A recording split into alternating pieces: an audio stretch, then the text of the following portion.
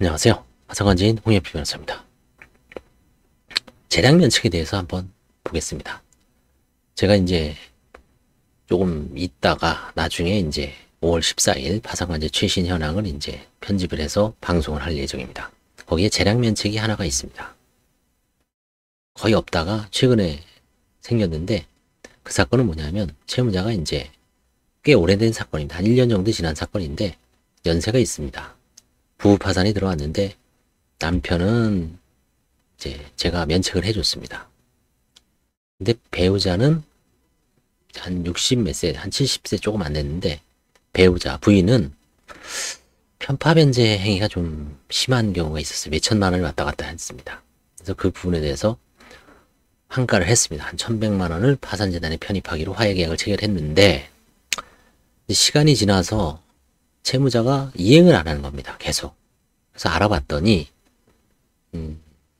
남편이 이제 좀 암 투병 중 백혈병에 이제 걸렸습니다. 그래서 결국은 되게 뭐 70세 이상의 고령이고 자녀들도 돌봐줄 만한 상황이 아니고 그런 어떤 여러 가지 경제적, 정신적 어려움 1100만 원을 사실 남편 뭐 병수발하기도 힘들죠. 그래서 어쩔 수 없이 한 1년 지나고 판사님 바뀌자마자 그 화해계약을 이제 변경하면서 환가를 안 하는 걸로, 환가 포기하는 걸로 허가를 받아서 종결을 했습니다.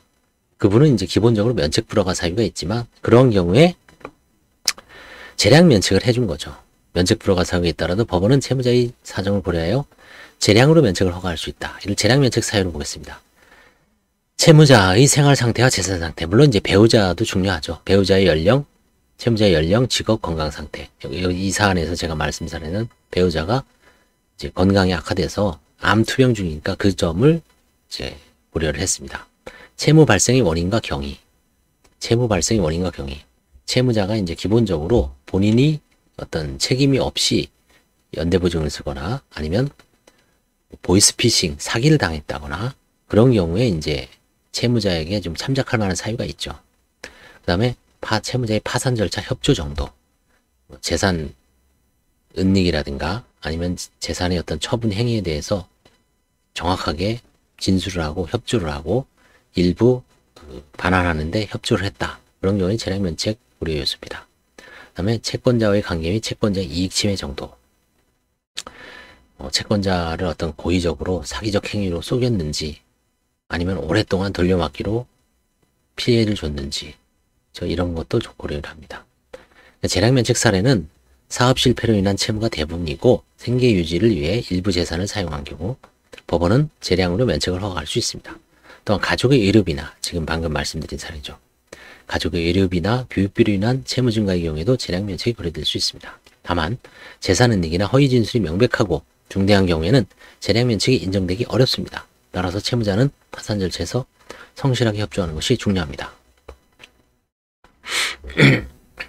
지금 하는 사건 중에 한 3년 정도에 부동산을 팔았습니다. 그래서 한 5천에서 한 7천 정도 되는 재산을 이렇게 사용처를 부동산 담보대출 빼고 규명을 해봤더니 딸한테 한 2천만 원 쓰고요. 본인이 한 2, 3천 쓰고요. 조카한테 2천 쓰고 아는 업체한테 한 2천 정도 갚고 그래서 주변 지인들에 대한 어떤 편파 변제가 좀 심한 것 같아서 그런 경우에는 재량 면책을 하기 위해서 일부 환가를 지금 시도하고 있습니다.